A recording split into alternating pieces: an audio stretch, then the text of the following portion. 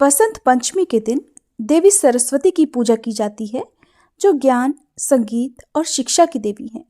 बसंत पंचमी को श्री पंचमी और ज्ञान पंचमी भी कहा जाता है।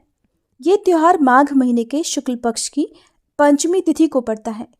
हिंदू परंपराओं के अनुसार पूरे साल को 6 ऋतुओं में बांटा गया है, जिसमें बसंत ऋतु, ग्रीष्म ऋतु, वर्षा ऋतु, शरद ऋतु, हेमंत ऋतु और शिशिर ऋतु शामिल हैं।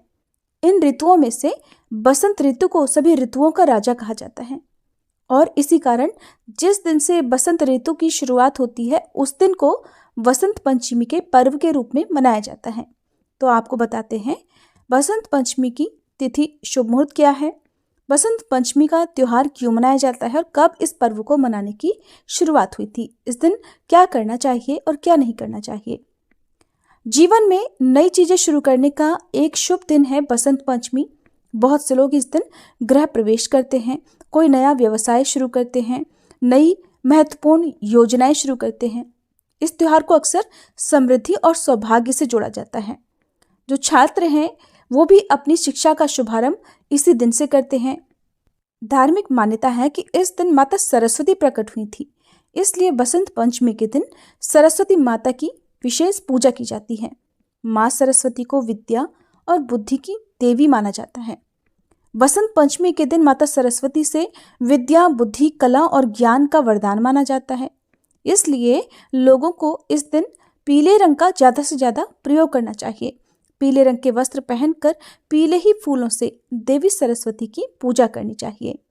हिंदू मान्यताओं के अनुसार ऐसा कहा जाता है कि भगवान ब्रह्मा जी ने इसी दिन ब्रह्मांड का निर्माण किया था।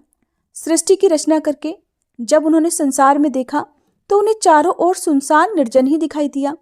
वातावरण एकदम शांत लगा, जैसे किसी की वाणी ही ना हो। ये सब देखने के बाद ब्रह्मा जी संतुष्ट नहीं थे। तब ब्रह्मा जी ने भगवान श्री हरि से अनुमति लेकर अपने कमंडल से पृथ्वी पर जल छिड़का और जल छिड़कने के बाद वहां पर एक देवी प्रकट हुई। देवी के हाथ में वीणा थी। भगवान ब्रह्मा जी ने उनसे कुछ बजाने का अनुरोध किया ताकि पृथ्वी पर सब कुछ सूना सूना ना लगे।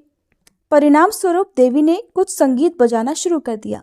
तभी से उन देवी को वाणी और ज्ञान की देवी सरस्वती के नाम से जाना जाने लगा। उन्हें वीणा वादिनी के नाम से भी जाना जाता है। ऐसा माना जाता है कि देवी सरस्वती ने ही प्राणियों को वाणी, बुद्धि, बल और तेज प्रदान किया। संगीत की उत्पत्ति के कारण ये संगीत की देवी भी कहलाती हैं।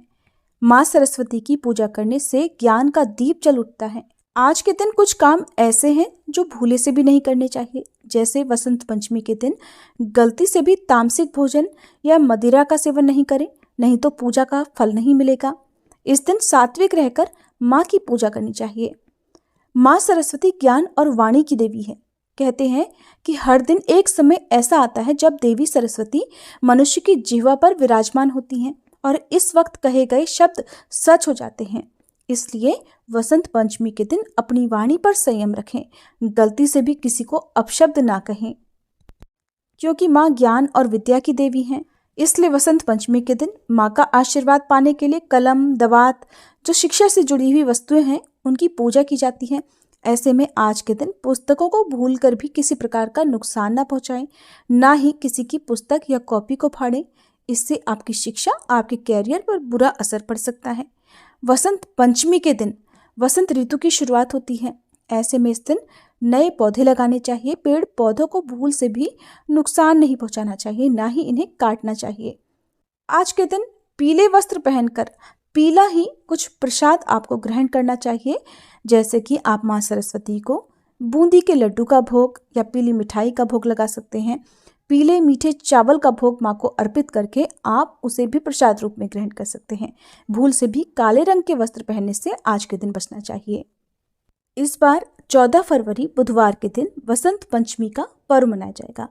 पंचमी तिथि प्रारंभ होगी 13 फरवरी मंगलवार की दोपहर 2:43 से और समाप्त होगी 14 फरवरी बुधवार की दोपहर 12:10 पर।